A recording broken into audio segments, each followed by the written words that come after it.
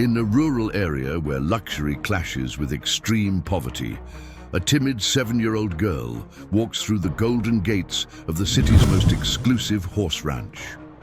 Her worn-out shoes and patched clothes reveal her situation, but she carries a small bag of coins she saved for months by selling flowers in the square.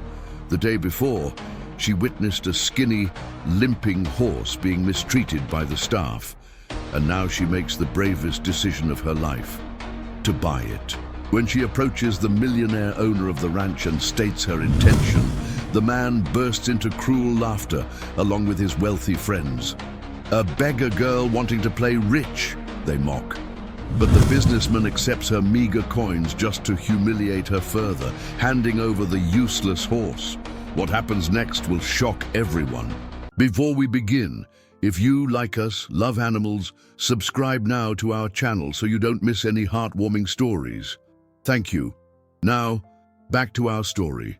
The morning sun filtered through the gilded gates of the Blackwood Equestrian Estates, casting long shadows across the polished marble of the main courtyard. The aroma of fine leather mingled with the scent of fresh hay, while the rhythmic sound of hooves echoed through the luxurious stables. It was a world of opulence that seemed to belong on another planet, far from the reality of Clara, a 7-year-old girl walking timidly through the main entrance. Her worn-out sneakers made a muffled sound against the stone floor, a stark contrast to the surrounding environment. The clothes, patched so carefully by her mother, betrayed a poverty she carried with quiet dignity, her chin held high and her eyes determined. In her small hands, she tightly clutched a worn cloth pouch where she kept coins she had saved for months selling flowers in the town square. The previous day still echoed in her memory like a nightmare that refused to fade. While passing in front of the estates asking for leftover food, as she did every afternoon, she had witnessed a scene that broke her heart into 1,000 pieces. A thin, limping horse was being mistreated by the staff. Its eyes reflecting a deep sadness she immediately recognized in herself. It was the same pain she felt when the other kids at school made fun of her clothes, the same loneliness that accompanied her on cold nights when she heard her parents whispering about unpaid bills. Now, with her heart pounding in her chest, Clara was making the bravest decision of her life. Each step toward the main office of the estates was a battle against the fear that tried to paralyze her. The elegant people who passed by looked at her with a mixture of curiosity and disdain, as if her presence were a stain on the perfect scenery of that place. The sound of male laughter echoed from the main office, where men in expensive suits discussed million-dollar deals. Among them, Richard Sterling, the owner of the estates, gestured animatedly as he boasted about his latest acquisition. His small, calculating eyes gleamed with the arrogance of someone who had always gotten everything he wanted through money and influence. Clara stopped before the ajar door, gathering the courage to interrupt the conversation. For a moment, her determination wavered. She remembered her father's worried face, who had lost his job at the local mill the month before, and the tears her mother tried to hide when she thought no one was looking. Was she being selfish, spending her savings on a horse when her family barely had enough to eat? But then, the image of the mistreated horse returned to her mind with full force. Those sad eyes begging for help, the stooped posture of one who had given up fighting. She couldn't just pretend she hadn't seen it, couldn't keep sleeping knowing that such a gentle being was suffering in silence. Taking a deep breath, Clara knocked on the door with her small fists. The sound abruptly cut off the conversation, and all eyes turned to her. Richard Sterling frowned, clearly annoyed by the interruption. "What is a child doing here? Where are the security guards?" he asked in a harsh voice, looking around as if searching for someone to blame for the intrusion. Clara swallowed hard, but maintained her straight posture. "Sir, I'm here to make a deal with you. I want to buy a horse." The silence that followed was deafening. Then, as if a dam had broken, an explosion of cruel laughter echoed through the room. Richard Sterling held his stomach, tears streaming down his face from laughing so hard. His wealthy friends joined in the mockery, making jokes about the little beggar girl who wants to play rich. But Clara remained firm, even with her cheeks burning with shame. She knew this was just the beginning of a battle that would change her life forever. The cruel laughter echoed off the office walls like a symphony of contempt. Clara felt her face burn, but she kept her feet firmly planted on the marble floor. Richard Sterling wiped tears from his face, still shaking with laughter, while his rich friends exchanged amused glances as if watching a comedy show. "Did you hear that, everyone?" Richard said, addressing his companions. "The girl wants to buy a horse. She probably doesn't even know the difference between a horse and a donkey." The new burst of laughter was even more intense, and Clara felt something tighten painfully in her chest. One of the men, dressed in a blue silk shirt, approached her with an air of superiority. "My dear, do you know how much a real horse costs? You couldn't save enough money to buy the saddle for one of our animals if you sold flowers for the rest of your life." Clara clutched her pouch of coins tighter, feeling the weight of the savings she had guarded for months. Each coin there represented a flower sold under the scorching sun in the square, a forced smile for grumpy customers, hours of hard work for a child who should have been playing. "I have money," she said, her voice trembling slightly but not losing its determination. "And I know exactly which horse I want to buy." Richard Sterling leaned forward, his eyes shining with a cruelty she had never seen before. "Oh, really? And which horse would that be, my little businesswoman?" "The horse in stable 3, the one that's hurt." The words left her mouth with a clarity that surprised her. "I saw how the staff treated him yesterday. He needs care, not more suffering." The smile on Richard's face vanished instantly, replaced by an expression of pure contempt. "That useless horse, Tornado. He was a champion once, but now he's not even fit to pull a plow. He's been limping for months and eats more than he's worth." Clara's heart raced. That was exactly the one she was talking about. Tornado. Even the name seemed to carry the story of lost greatness. How much do you want for him?" The men in the room exchanged incredulous looks. Richard Sterling stood up slowly, circling the girl like a predator studying its prey. "You really want to know? That horse is worth more dead than alive, but if you insist—" He stopped in front of her, bending down to be at her eye level. $10,000? The number echoed in the room like a gunshot. Clara felt the world spin for a moment. $10,000. She couldn't even count that high. She looked at her pouch of coins, which suddenly seemed ridiculously small. I don't have all of that," she murmured, her voice almost disappearing. "Of course you don't." Richard exploded in laughter again. "No street kid does. Do you think this is an amusement park? That you can just come in here and play make-believe?" Tears began to well up in Clara's eyes, but she held them back fiercely. She would not cry in front of these cruel men. She would not give them the satisfaction of seeing her break. "But I have this," she said, holding up the pouch of coins with both hands. "It's not much, but it's all I have, and I saved every coin thinking of him." Richard Sterling looked at the worn pouch with a disgusted expression. "How much is in there? $50? $100? $87, Clara replied with pride. Even knowing it was a paltry sum compared to what he had asked, the silence that followed was different. The men stopped laughing and looked at her with an expression that mixed disbelief and something that might have been respect. $87 was a lot of money for a child selling flowers.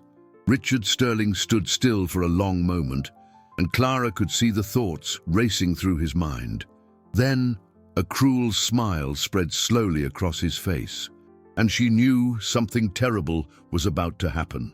Richard Sterling's cruel smile widened like an open wound. He walked slowly to his mahogany desk, his fingers drumming on the polished surface as he watched Clara with calculating eyes. The other men in the room remained silent, as if sensing that something wicked was about to happen. "You know what, kid?" Richard said, his voice dripping with false kindness. I like your nerve.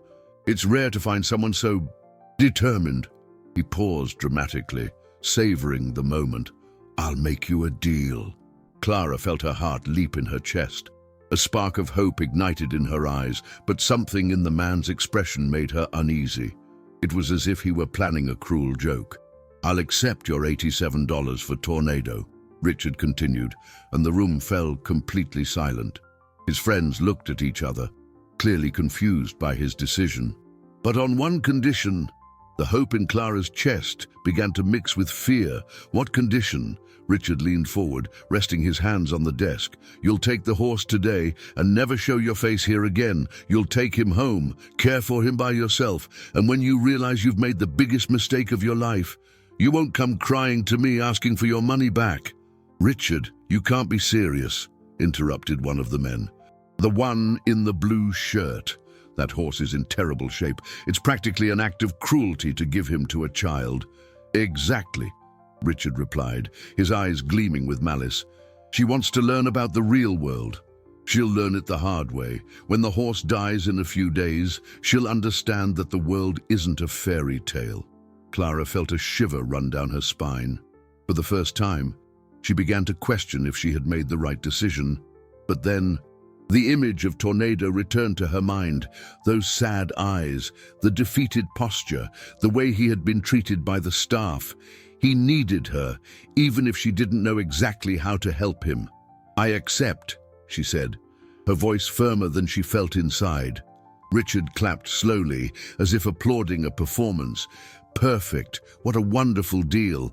$87 for a horse that cost me $50,000. You're a natural-born negotiator. My dear, the irony in his words was like a slap, but Clara didn't let it shake her. She opened the cloth pouch and began to count the coins onto the desk, one by one. Each coin that landed on the marble made a metallic sound that echoed in the silent room. $5 from Mrs. Antonia for the white roses, she murmured, placing the coins in small piles. $10 from Mr. Johnson for the red carnations. $15 from the lady at the bakery for the yellow lilies. The men in the room watched in silence, and Clara could feel that her demonstration of how she had earned every cent was causing an unexpected discomfort.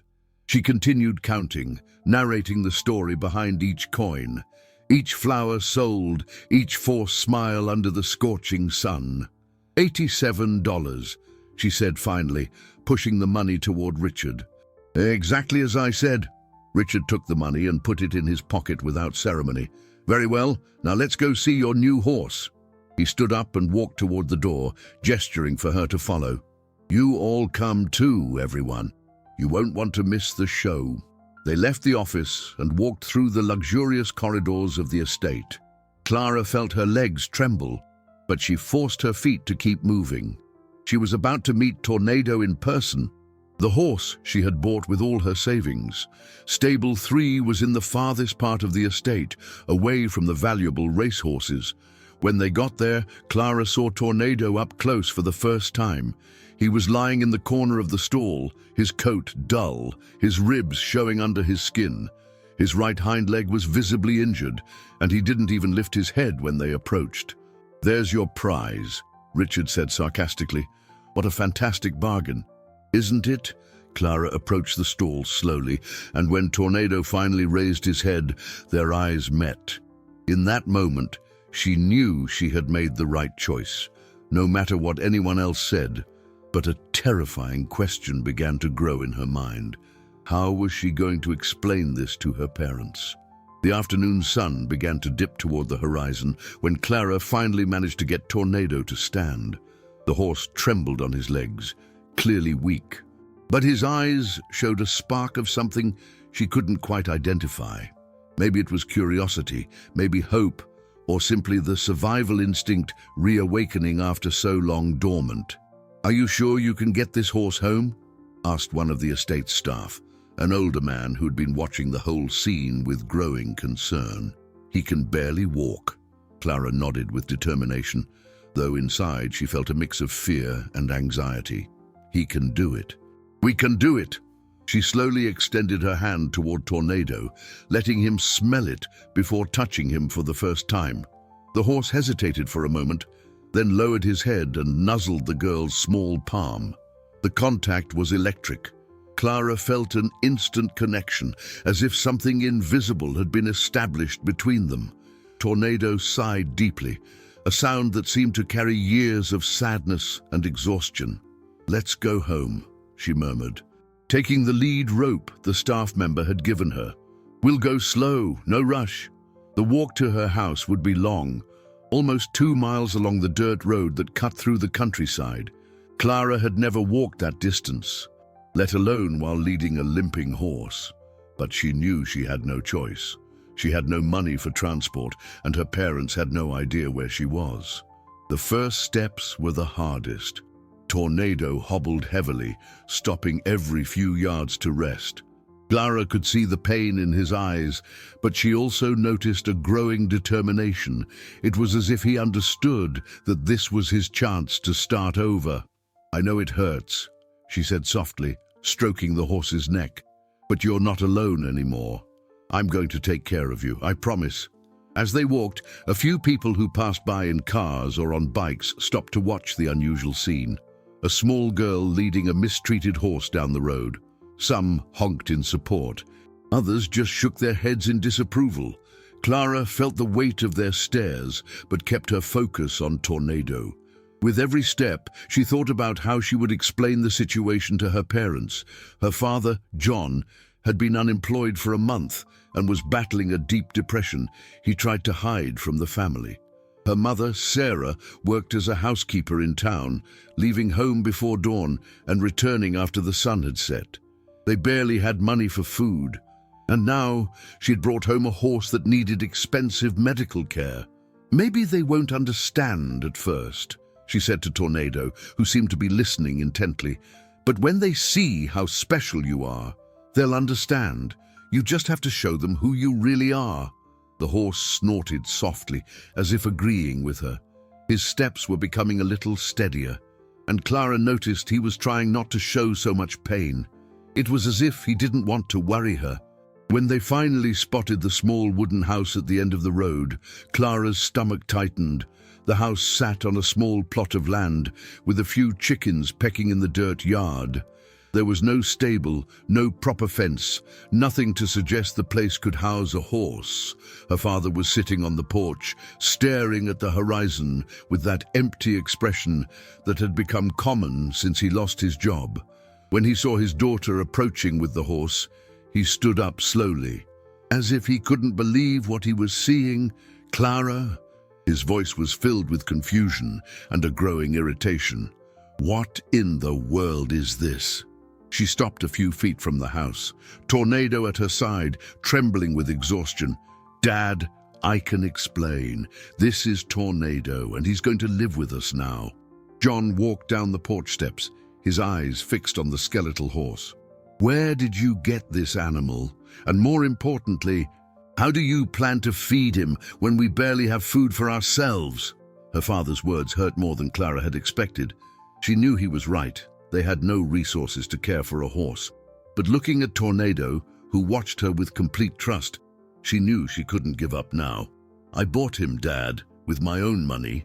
Her voice shook, but she continued. "He was being mistreated at the estates, and I couldn't let that happen." The expression on John's face shifted from irritation to complete shock. "You did what?" Clara's words echoed in the late afternoon silence like a clap of thunder. John stood frozen for a moment, processing what he had just heard, before fury erupted on his face like a long-repressed storm. "You spent all the money you saved from selling flowers?" His voice was hoarse, a mix of disbelief and anger that made Clara take a step back. "Or all the money you were supposed to be saving to help our family?" Tornado sensed the tension in the air and instinctively moved closer to the girl, as if to shield her from the storm about to break. The horse was still trembling with exhaustion, but his eyes were alert, watching the man yelling at his new owner. "Dad, I can explain," Clara began, but John cut her off with a sharp gesture. "Explain what?"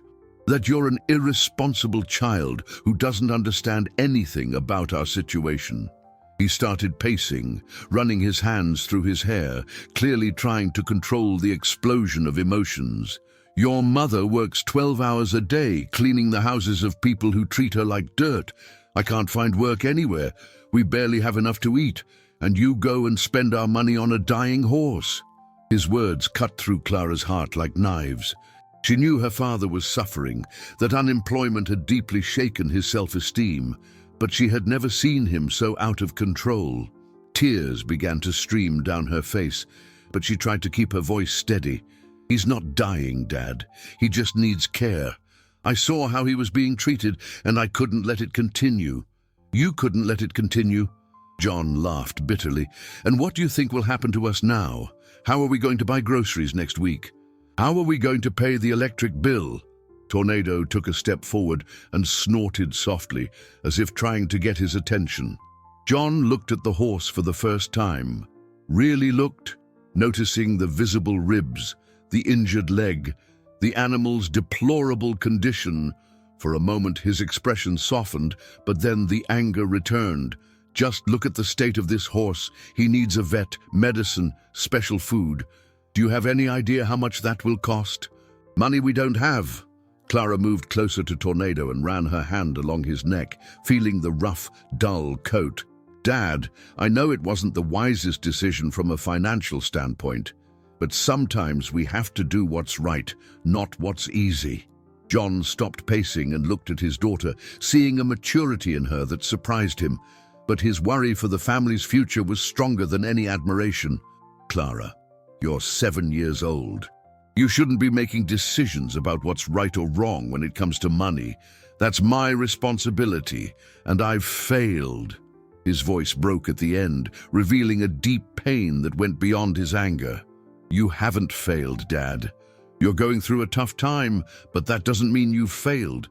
John knelt to his daughter's level, his eyes red with exhaustion and frustration. "Honey, I have no idea how we're going to take care of this horse. We don't have money for a vet. We don't have a stable. We don't have proper feed. What if he dies here? What if the neighbors complain? What if someone reports us for keeping an animal in inadequate conditions?" Clara felt the weight of the responsibility she had taken on. For the first time, she began to fully understand the magnitude of her decision. But when she looked at Tornado, who watched her with absolute trust, she knew she couldn't give up. "Dad, I know it seems impossible, but I believe we can do it. Tornado is special. I can feel it. He just needs a chance." John sighed deeply, looking back and forth between his daughter and the horse. "Clara, you don't understand. It's not just about giving him a chance. It's about responsibility. It's about the consequences of our actions." At that moment, they heard the sound of approaching footsteps. Sarah, Clara's mother, was returning from work, walking slowly up the dirt road. When she spotted the horse in the yard, she stopped abruptly, her expression one of utter confusion. "John?" she called out, her voice filled with apprehension. "What is that horse?" John and Clara looked at each other, knowing the hardest part was yet to come. Sarah approached slowly, her steps cautious on the packed dirt of the yard. Her simple clothes were immaculate, a result of the extreme care she took with her appearance for work, but her eyes carried the weariness of another day, facing silent humiliations at her employer's home. When she saw Tornado up close, her expression changed completely.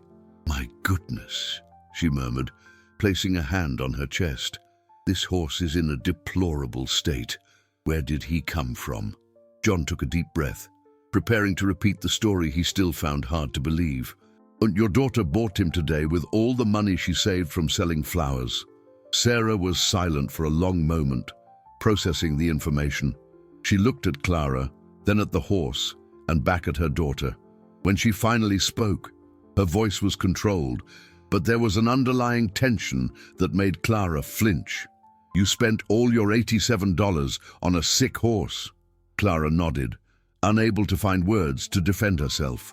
Sarah had tracked every dollar she had saved, proud of her daughter's effort, dreaming of the day that money could help the family in an emergency.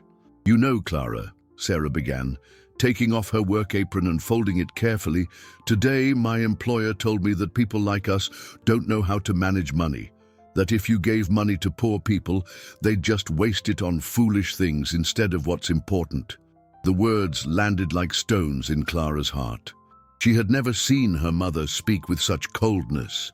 I told her she was wrong, Sarah continued, that we know the value of $1 better than anyone because every cent is earned with our sweat. But now, she gestured toward Tornado. Now it looks like she was right. Tornado, as if sensing the growing tension, took a few staggering steps toward Sarah. The horse was clearly exhausted, but there was something in his eyes that made the woman hesitate. He watched her with an intensity she had never seen in an animal. Mom, I know it seems crazy, Clara said, her voice trembling, but I couldn't let him suffer. You always taught me to help those in need. Helping those in need doesn't mean jumping into the pit with them, Sarah replied, but her voice had lost some of its initial harshness. We have to be smart about how we help. John, who had been watching the conversation, approached his wife. Sarah, I've already said everything I had to say. The girl made a serious mistake, but now we have to decide what to do. Sarah moved closer to Tornado, studying him carefully. She had grown up in the country and understood animals. She could see beyond the battered appearance, the strong bone structure, the nobility in his posture even in his weakened state. Something special she couldn't quite define. This horse was once very beautiful, she said, more to herself than to the others. Look at his head, the way he carries himself. He has noble blood. Clara felt a spark of hope. Mom, do you think he can get better? Sarah continued to examine Tornado, who stood still, allowing her to touch him. He can get better, yes, but it will take a lot of care, proper food, and probably veterinary treatment, things that cost money. Money we don't have, John added, frustration returning to his voice. No, we don't, Sarah agreed. But, she paused, struggling with her own thoughts. But maybe we can find a way. John looked at her in disbelief. Sarah, you can't be thinking of supporting this madness. I'm not supporting any madness, she replied, her voice firm. I'm trying to understand what our daughter saw in this horse that made her spend all her savings. Clara approached her mother, her eyes shining with unshed tears. Mom, when I looked into his eyes, I saw the same sadness I feel sometimes, the same feeling of not belonging anywhere. I couldn't leave him alone. Sarah knelt in front of her daughter, holding her face with her calloused hands. My child, your heart is bigger than your head. That can be a blessing or a curse. So you won't make me take him back? Clara asked, hopeful. Sarah looked at her husband, who was shaking his head in disapproval, then at the horse, who was now lying on the ground, clearly exhausted. We'll try for 1 week, she said finally. 1 week to see if we can at least stabilize his health. If he improves, we'll talk about the future. If he gets worse, she didn't finish the sentence, but everyone understood. John exploded. Sarah, have you lost your mind? 1 week, and how are we going to feed him? What if he dies here in our yard? But Sarah had already made her decision. We'll figure something out, John. Our daughter made a choice with her heart, and even if it was reckless, it was a brave choice. Maybe it's time we bet on courage, too. 3 days passed since Tornado had arrived in the family's small yard. Clara had improvised a shelter using an old tarp and some wood she found at the back of the property.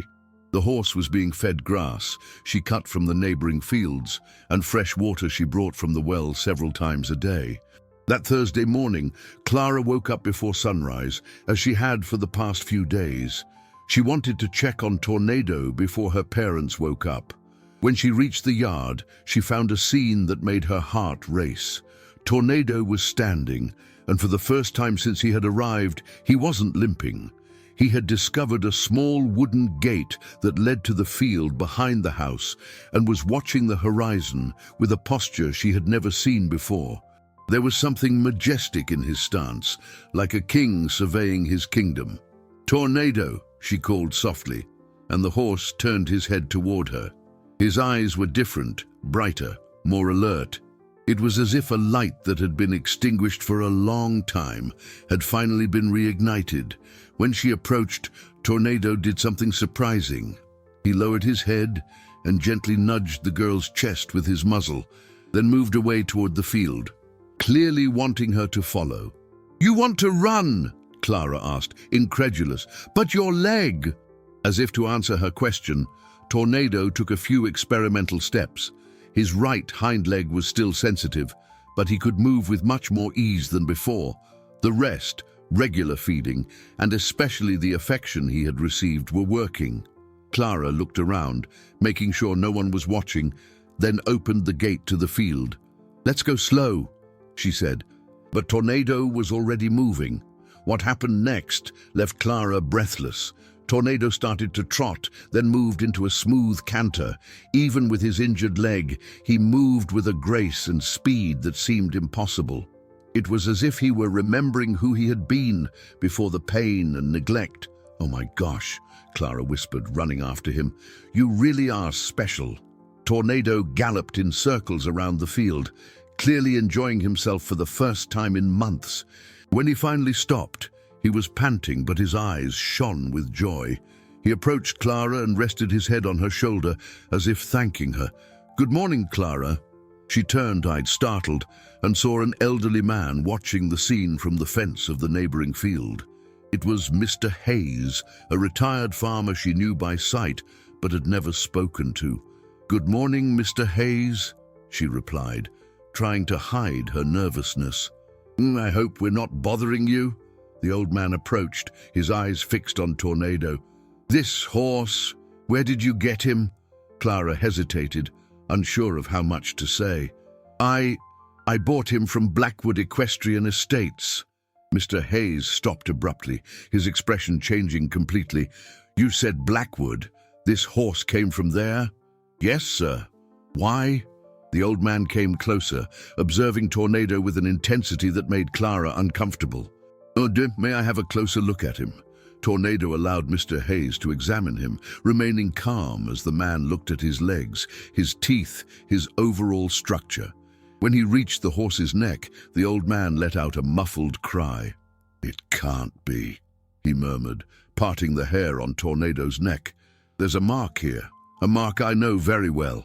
Clara came closer, trying to see what Mr. Hayes was looking at.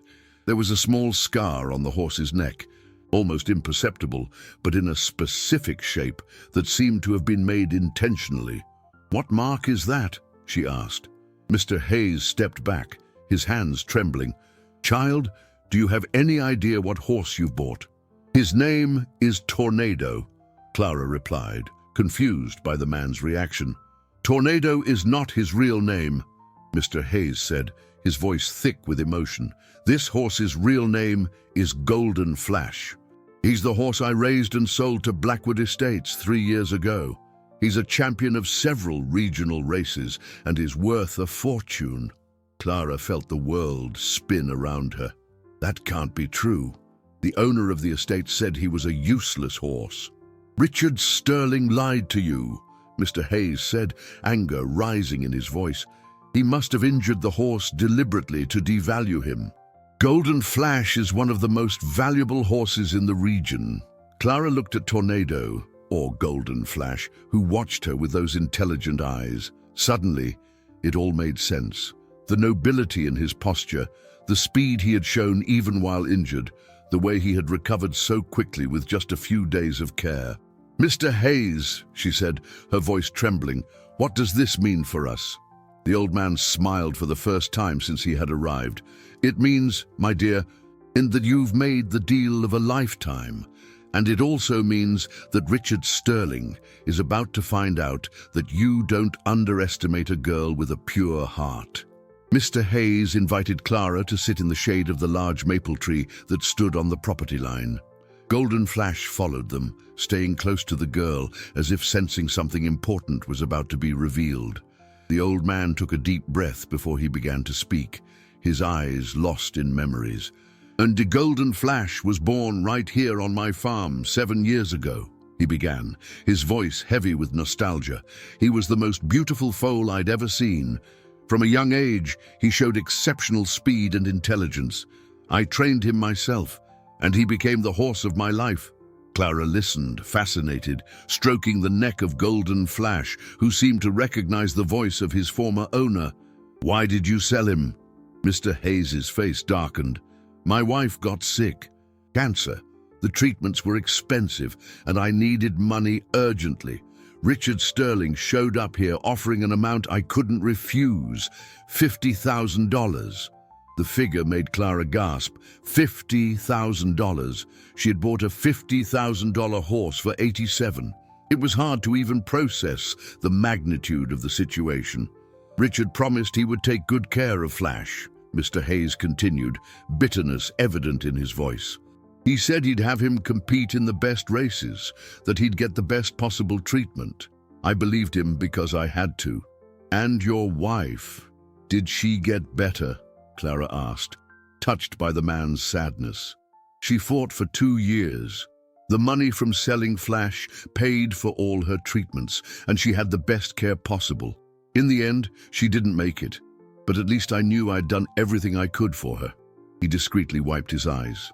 "After she passed, I tried several times to visit Flash at the estates, but Richard always made excuses to keep me from seeing him." Clara began to understand the extent of Richard Sterling's cruelty. "Do you think he hurt Flash on purpose?" "I'm certain of it," Mr. Hayes answered with conviction. "Flash was too young to have natural leg problems. And look how quickly he's recovering with proper care. This isn't an injury from old age or natural wear." Golden Flash approached Mr. Hayes and rested his head on the old man's shoulder. It was clear he recognized and missed his former owner. The scene touched Clara's heart deeply. "Mr. Hayes," she said hesitantly, "if Flash is rightfully yours, I should give him back to you." The old man looked at her with surprise and admiration. "Child, you paid for him honestly.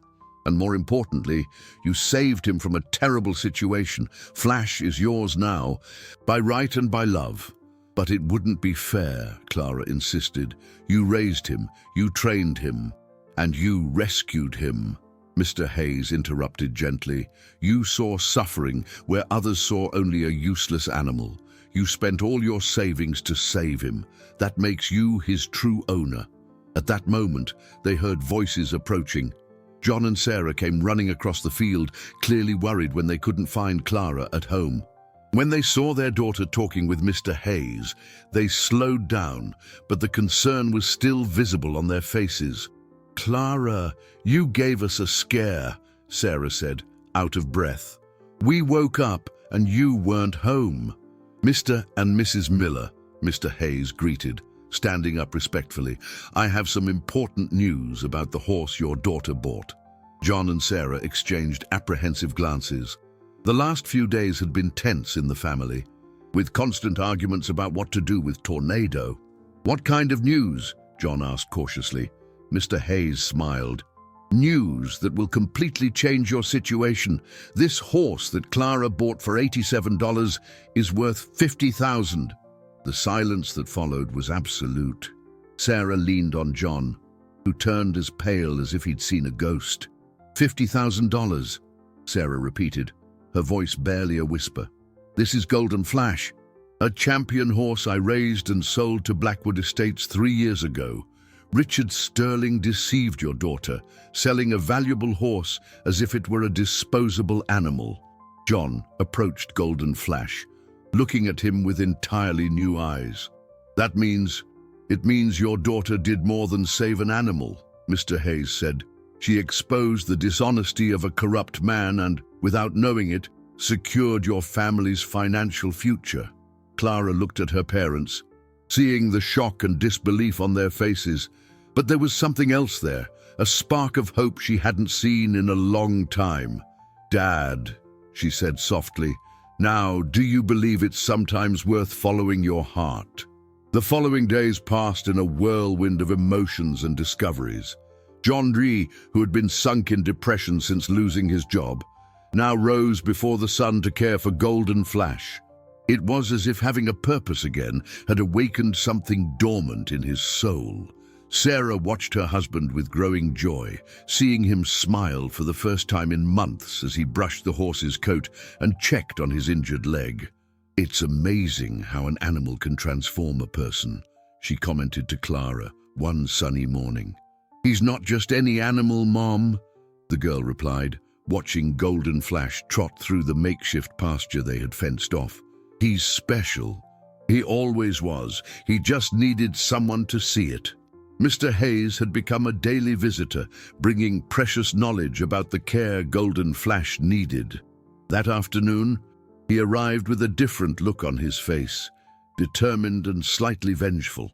"I have a proposal for you," he said, sitting on the porch of the small house. "The annual county derby is in 3 weeks. It's the most important event in the region, and Richard Sterling always uses it to show off his best horses." John stopped brushing Golden Flash and came closer. "What are you suggesting?" "That we enter Flash in the race," Mr. Hayes replied, his eyes shining. "Imagine Richard's face when he discovers the useless horse he sold for pennies is competing against him." Sarah let out a nervous laugh. "Mr. Hayes, with all due respect, we don't know anything about horse racing. How are we supposed to compete against people who do this professionally?" "I know everything about racing," the old man answered, "and Flash was born for this. Look how he's recovering. In 3 weeks, with the right training, he'll be in better shape than ever." Clara stepped forward, her eyes bright with the possibility. "Would it be a way to show everyone who Richard Sterling really is?" "Exactly," Mr. Hayes confirmed. "That man humiliated you, lied about the horse's value, and probably injured Flash on purpose. It's time for him to face the consequences." John hesitated. "But what if we lose? What if Flash gets hurt? What if we make fools of ourselves?" "Dad," Clara said, placing a hand on his arm, "you always taught me that the important thing isn't to never fall, but to always get back up. Flash got back up. Now it's our turn." Mr. Hayes nodded in approval. "Besides, the entry fee is only $500, and the prize for the winner is $10,000. Even if we come in second or third, we earn money." Sarah quickly did the math in her head. $500 is a lot of money for us right now, Mr. Hayes. "I'll pay the entry fee," the old man offered. "I consider it an investment in justice. And also," he hesitated, "it will also be a way to honor my late wife. She always believed that good triumphs over evil in the end." John looked at his family, seeing the growing determination in everyone's eyes. "And how will we train?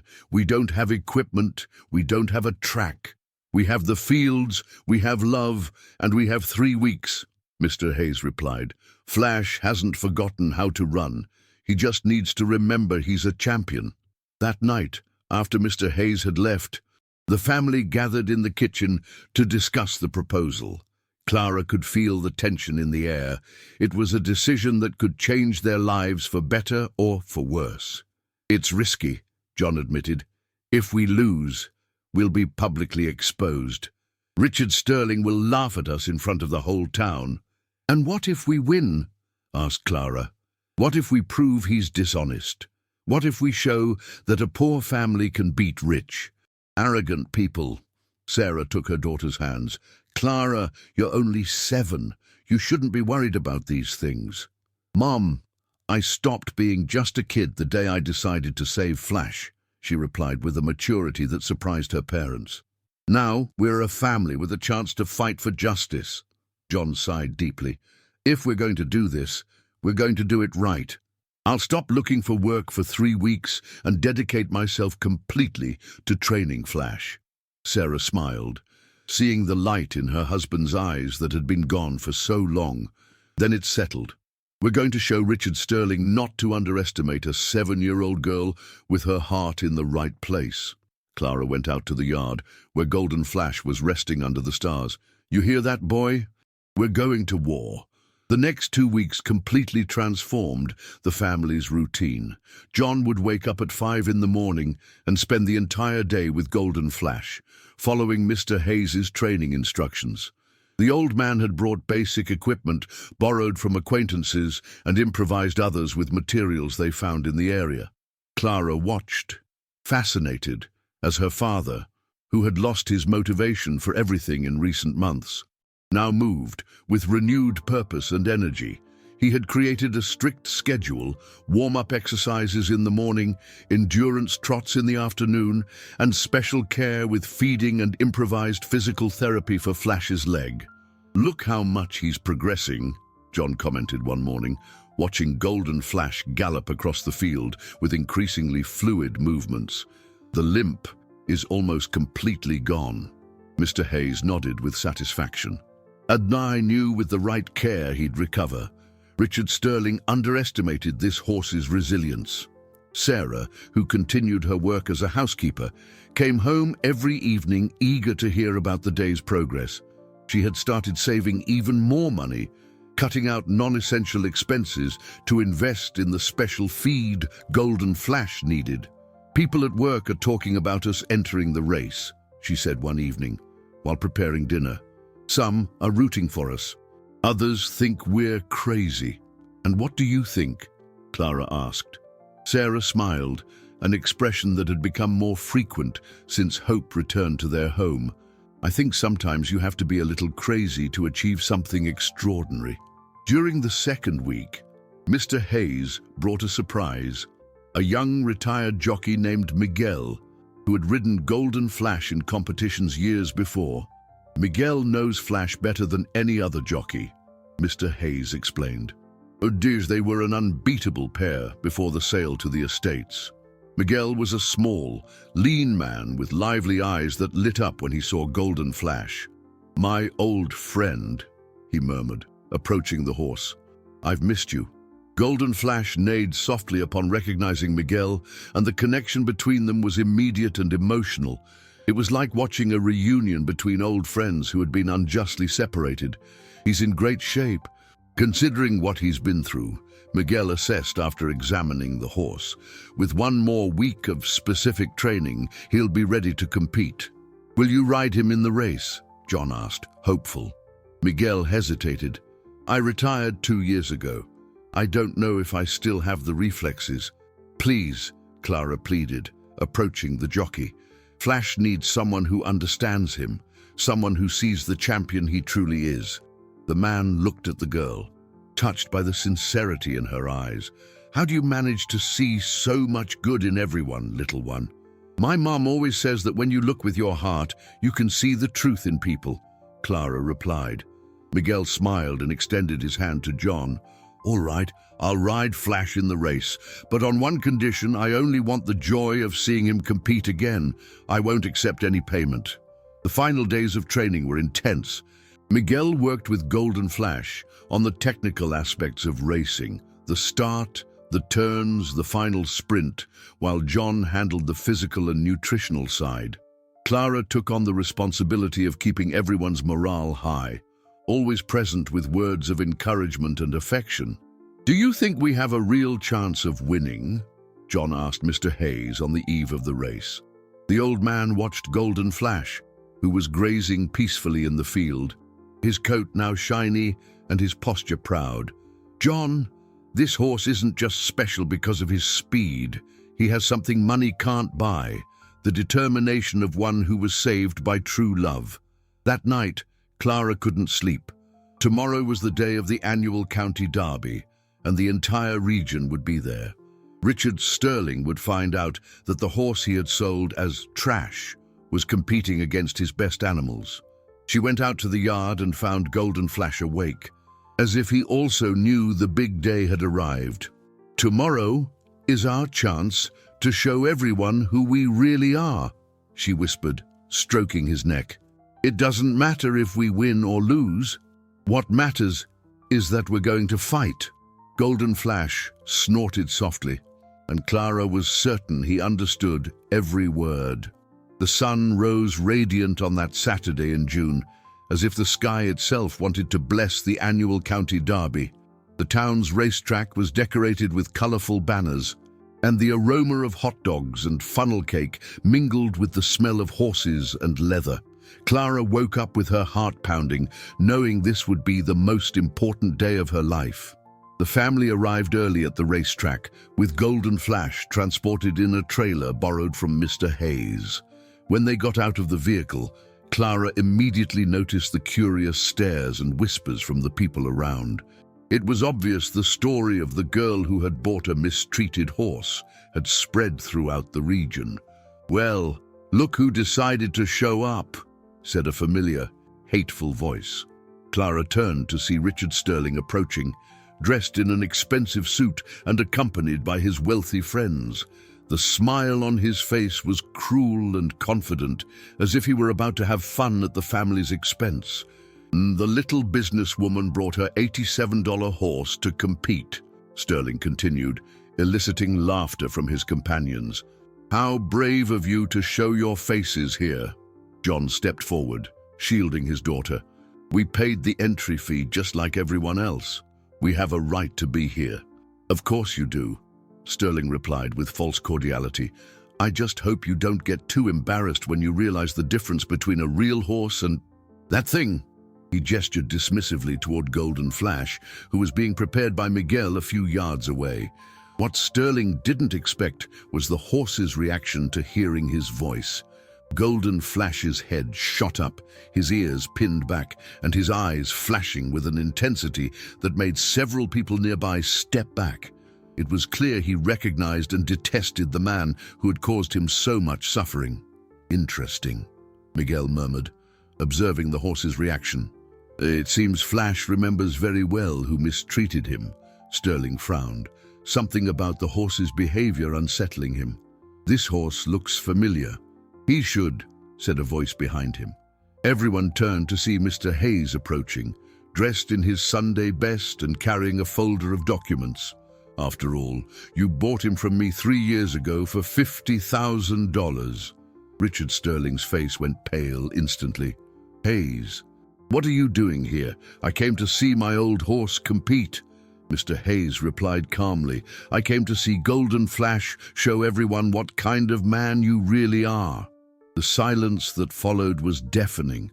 The people nearby began to gather closer, sensing that something important was happening.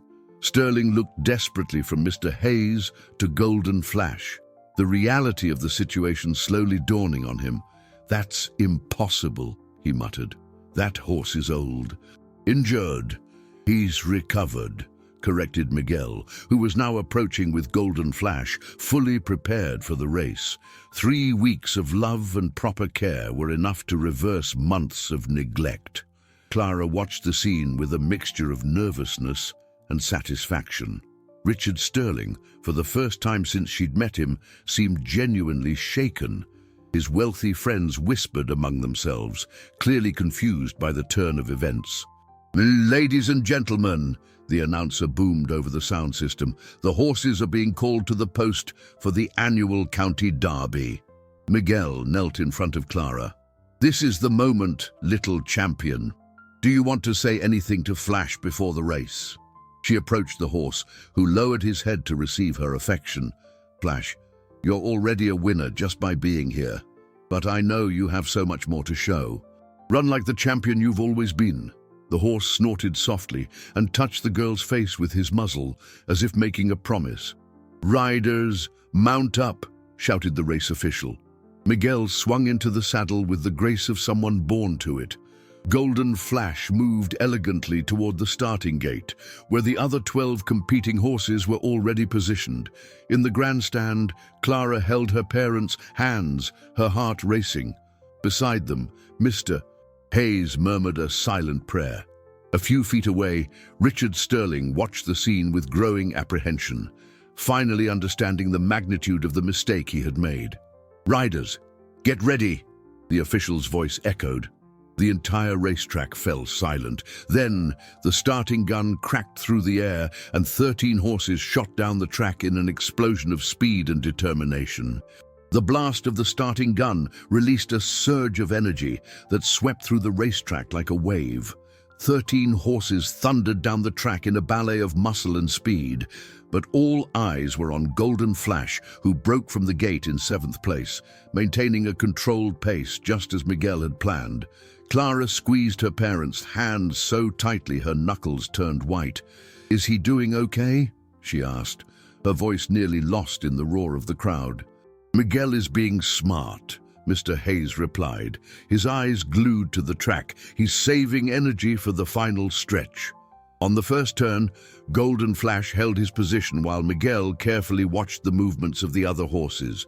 Richard Sterling had entered 2 of his best horses in the race, Black Storm and Golden Fury, both in excellent shape and ridden by expensive professional jockeys. "Come on, Flash!" Clara yelled, her voice lost in the chorus of shouts from the grandstand. "Show them who you are." At the halfway point, something magical began to happen. Golden Flash started to accelerate gradually, moving from 7th to 6th place, then to 5th. His movements were fluid and powerful, as if each stride was a declaration that he had come home. "Look at him go," murmured Mr. Hayes, tears beginning to form in his eyes.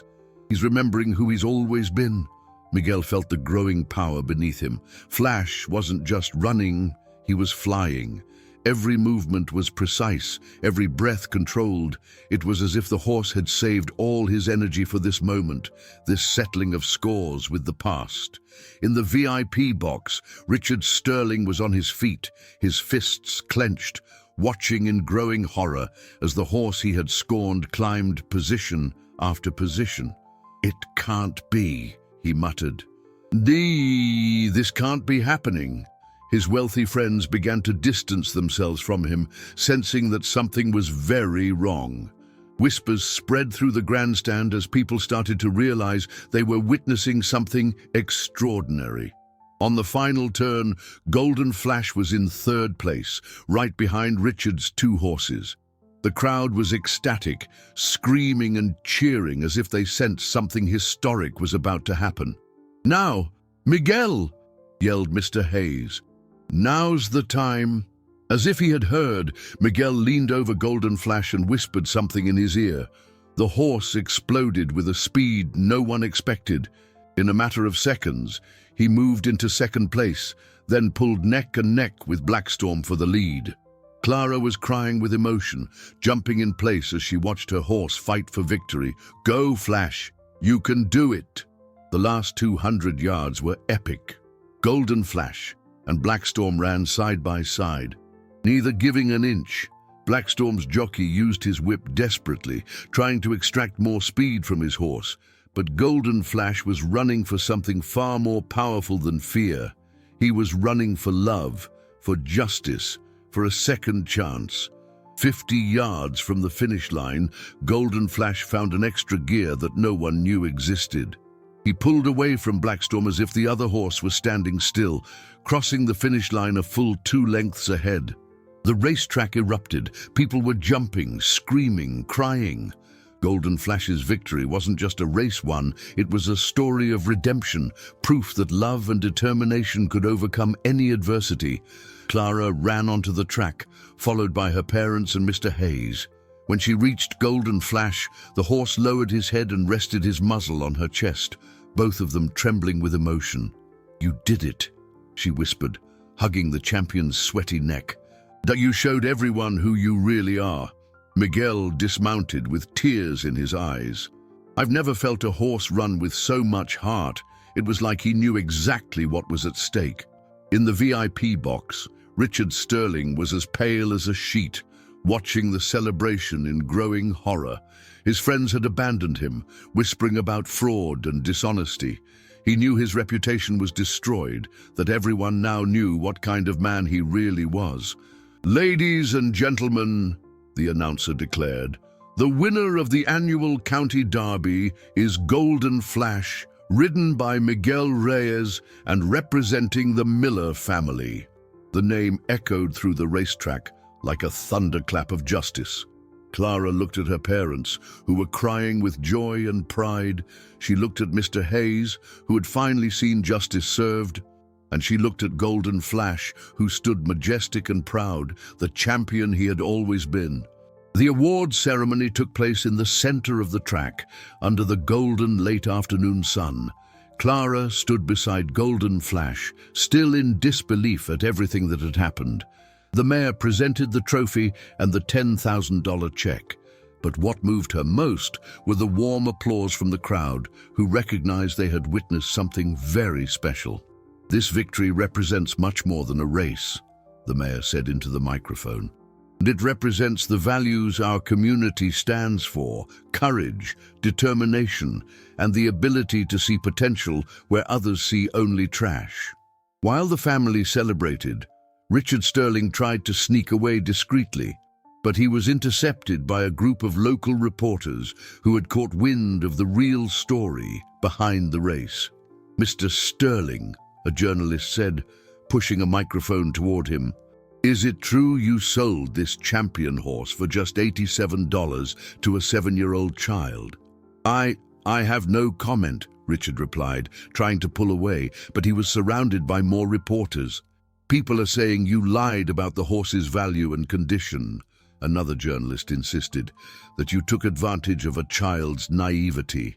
Richard's situation worsened when Mr. Hayes approached, carrying the folder of documents he had brought. "And I have here all the paperwork from the original sale of Golden Flash to Blackwood Equestrian Estates," he announced. $50,000 for a champion horse who 3 years later was sold as a useless horse for $87. The murmurs in the crowd turned to open indignation. People began to back away from Richard, who was now clearly panicking. "Furthermore," Mr. Hayes continued, "I have witnesses that this horse was in perfect health when he was sold to the estates. The injury he presented was caused by neglect, or worse." A man in a suit approached the group. "I'm Henry Alves, an attorney," he said, handing his card to John. "I'd like to talk to you about representing you in a lawsuit for punitive and compensatory damages against Mr. Sterling." Richard tried to protest. "This is ridiculous. It was a legal deal." "Legal, perhaps," Mr. Alves interrupted, "but ethically questionable. Selling a valuable horse as disposable, taking advantage of a child's inexperience, could constitute acting in bad faith." Clara watched it all with a mixture of satisfaction and sadness. She had gotten justice for Flash, but she felt no pleasure in seeing Richard Sterling publicly humiliated. "Dad," she whispered, "do you think we did the right thing?" John knelt beside his daughter. "Clara, you saved an animal that was suffering and exposed the cruelty of a man who thought he was above the consequences. That will always be the right thing."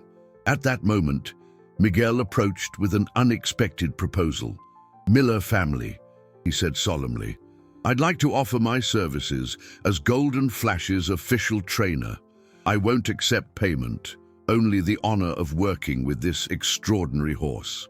"But Miguel," said Sarah, "you're retired." "I retired from racing," he corrected, "but not from caring for special horses. And Flash is more than special. He's a legend." Mr. Hayes smiled. "And I'd like to offer my farm as a training center.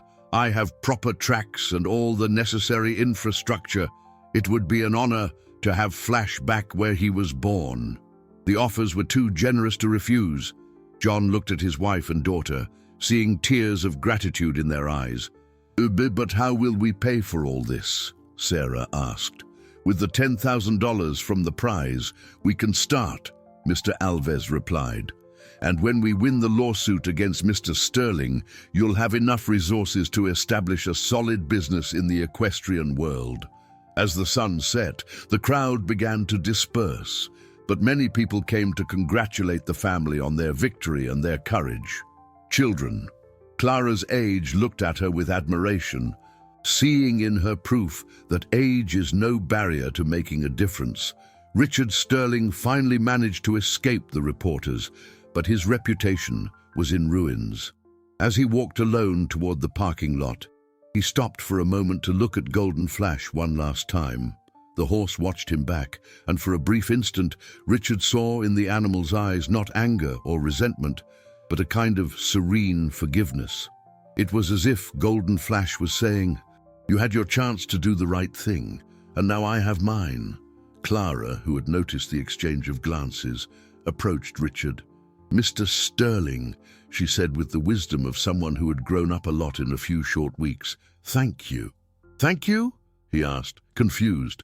"For selling me Golden Flash. If you hadn't, I never would have met him. And he never would have had the chance to show everyone he's still a champion." Richard was silent for a long moment, then nodded slowly and walked away, carrying the weight of his choices. 6 months had passed since the annual county derby, and the Miller family's life had been completely transformed. The morning sun shone on Hope's Meadow Ranch, as Clara had insisted on naming the family's new business, established in partnership with Mr. Hayes on his land. Clara, now 8 walked through the newly built stables, checking on the 5 horses that were now part of their team. Golden Flash was in the main stall, but no longer alone. Beside him grazed other rescued horses the family had decided to save with the funds from their successful lawsuit against Richard Sterling. "Good morning, my friends," she said affectionately, handing out carrots to each animal. "We have special visitors today." John approached, carrying riding gear. His face was tan from the sun, and his eyes shone with a vitality that had been missing for so long. "Are the kids from the school here yet?" "They're just arriving," Clara replied, pointing to the school bus pulling onto the property. "You have 40 kids from the countryside who've never had the chance to interact with horses." The Key Horses of the Heart project had been Clara's idea, to use the ranch's resources to provide educational and therapeutic opportunities for underprivileged children in the region. Sarah had quit her housekeeping job and now coordinated the project, using her natural gift with children. "Clara," called a familiar voice. It was Mr. Alves, who had become not only the family's lawyer but also a close friend. "I received some interesting news today." "What is it?" she asked, curious. "Richard Sterling sold Blackwood Equestrian Estates and moved out of state. It seems the investigations into his business practices forced him to liquidate his assets." Clara nodded thoughtfully. "I hope he learned something from all this." The girl's wisdom still surprised the adults around her. Even after everything she had suffered at Richard's hands, she managed to hold compassion in her heart. The school children began to get off the bus, their eyes wide with excitement at the sight of the horses. Many came from families even poorer than Clara's had been, and this experience was something magical in their lives. "Everyone," Sarah announced, gathering the children, "today you're going to meet some very special horses, who also have stories of overcoming challenges." Clara approached the group, mounted on Golden Flash. The horse was magnificent, his coat gleaming in the morning sun, his posture proud and confident. It was hard to believe he was the same mistreated animal she had found months before. "This is Golden Flash," she said to the fascinated children. "He taught me that no matter how hard our situation is, we can always recover if we have love and care." A small girl, about 6 years old, timidly raised her hand. "How did you know he was special when everyone else said he wasn't?" Clara smiled, the question touching her heart. "Because I looked with my heart, not with my eyes. When we do that, we can see the truth in people and animals." Miguel, now an official employee of the ranch, came over, leading other horses for the children to interact with. "Who wants to learn how to brush a horse?" he asked. And every hand shot up excitedly as she watched the children connecting with the animals. Clara thought about how much life had changed. Mr. Hayes had become like a grandfather to her, teaching her everything about horses and life. John now worked as the ranch manager, using skills he never knew he had. Sarah had discovered a calling in social work, coordinating not only the project with children, but also animal-assisted therapy programs for the elderly. "Clara," called Mr. Hayes, approaching with an envelope in his hand. "A letter arrived for you." She opened it and found a letter from a prestigious private boarding school in the state capital, offering her a full scholarship. "They heard your story and want you to study there," Mr. Hayes explained. Clara read the letter carefully, then looked around at the ranch, the horses, the children playing, her family working happily. "Oh, it's an amazing opportunity," she said. "But my place is here, There's so much work to do, so many animals to save, so many children to inspire. John came over, having overheard the conversation. Honey, education is important. And I'm learning every day, Dad, she interrupted gently. I'm learning about business, about animals, about people, but most of all, I'm learning how to make a difference in the world. At that moment, one of the visiting children ran up to her, her eyes shining. Clara, can I visit Flash again next week? Of course you can, she replied, stroking the child's head. He'd love to see you. As the sun climbed higher, painting the ranch in golden hues, Clara mounted Golden Flash again and rode to the top of the small hill overlooking the property. From there, she could see everything they had built together, the stables, the training fields, the children playing with the horses, her family working as one. Did you know this would happen? She asked Golden Flash, stroking his neck. Did you know that when I looked into your eyes that day, our lives would change forever? The horse snorted softly and looked out over the ranch, where other poor children now had the chance to dream big, where other mistreated animals found love and care, where one family had discovered that sometimes the greatest treasures come disguised as problems. Clara smiled, knowing this was just the beginning of an even greater journey. There were so many horses to save, so many children to inspire, so much love to spread in the world, and she was sure that with Golden Flash by her side and her family united, no dream was too big to become a reality. On the horizon, a new day dawned full of possibilities, and a girl who had dared to follow her heart had discovered that when you plant seeds of love, you harvest fields of hope.